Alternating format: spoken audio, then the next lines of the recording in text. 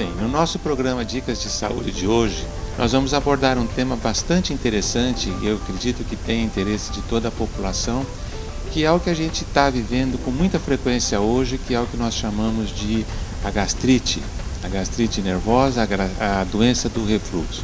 E para falar sobre esse tema, nós estamos aqui com o Dr. Walter de Oliveira Campos Filho, que é cirurgião gastroenterologista. E eu gostaria de já começar perguntando, Dr. Walter, como o senhor poderia definir isso que nós chamamos de gastrite nervosa ou doença do refluxo? Bom, esse termo gastrite nervosa, né, é um termo inclusive bastante consagrado. Muitas pessoas citam isso no consultório, no dia a dia, mas do ponto de vista inclusive médico, esse termo nervosa foi um termo colocado relacionado ao estado de espírito das pessoas. E na realidade, esse termo não existe na prática. O que acontece muitas vezes, as pessoas têm gastrite, que tem muito, hoje em dia, relação inclusive com, em grande parte disso, com o refluxo gastroesofágico, que você bem citou. E a parte da gastrite tem muita relação hoje em dia, até inclusive com a presença de uma bactéria. E também com o erro alimentar, que nem todo mundo que tem gastrite apresenta essa bactéria presente nos exames. E ao mesmo tempo ele tem esse problema. Então não é pela bactéria, sim por vamos dizer, uma alteração do comportamento alimentar, que hoje em dia está em voga, inclusive. E falando em alteração ou distúrbio do comportamento alimentar, o que o senhor acha que está relacionado com esses sintomas de gastrite, então? Esse mundo moderno, né?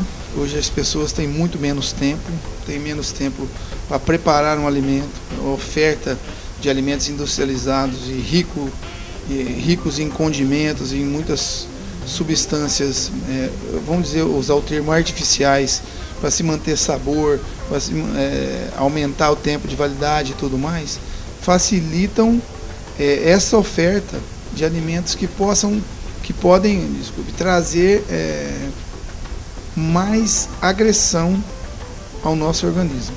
Já que, se você for pensar, nós não nascemos para receber essa carga de substâncias artificiais, né? Nascemos para comer as coisas naturais, como era do tempo da nossa avó, né? É bem diferente do que a gente come hoje.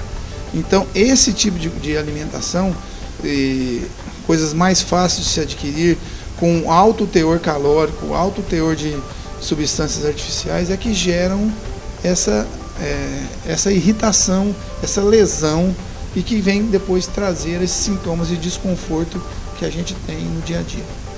O senhor poderia resumir para nós como seriam os principais sintomas que as pessoas apresentam quando estão com essa patologia?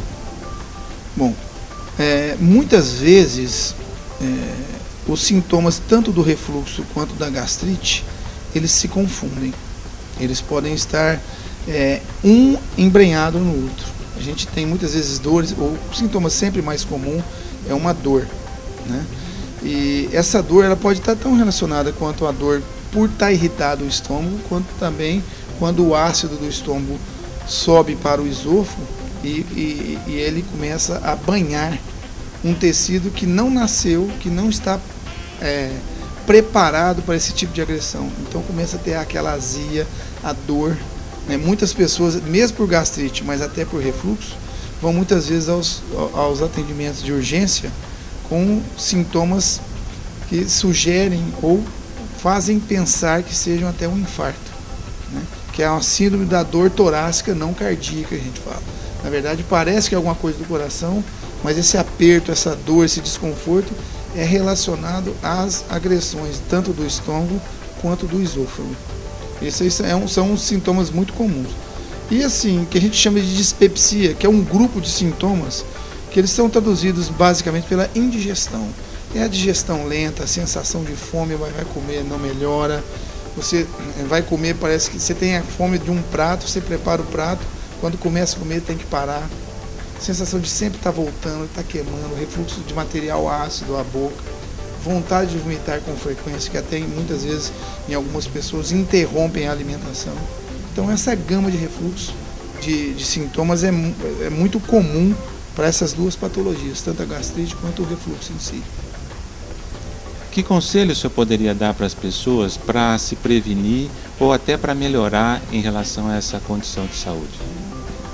Bom, a primeira coisa, já que é combater o primeiro mal. Que se o primeiro mal é comer errado ou comer as coisas que não estão recomendadas, pelo menos para o dia a dia, é a gente ajustar a nossa dieta. O comportamento alimentar é o pilar base dessa situação toda, do tratamento. Então comer bem é comer as coisas naturais, é comer em quantidades não grandes demais. Quando começar a sentir se saciar, para a refeição, faça refeições menores, mais vezes ao dia. Isso é o mais importante. Coma menos próximo do horário de dormir, né? Uma coisa que é muito comum nas pessoas, mas não é uma necessidade nutricional, mas sim um hábito, associar a ingestão de líquidos junto com as principais refeições. Muita gente fala que até não consegue e tal, mas isso aí na verdade é um hábito, não é uma necessidade. E faz parte inclusive do tratamento. Muitas pessoas que têm sintomas importantes ou que sintomas perdurem depois dessa iniciativa de mudança de dieta, seria, claro, e recomendável que procurasse uma assistência de alguém especializado para que pudesse pelo menos orientar ou clarear mais essa situação para o paciente ou para a pessoa que está desconfortável. Nós queremos agradecer as dicas de saúde que o Dr. Walter passou para nós nesse programa e desejar a todos uma boa semana e sempre com muita saúde.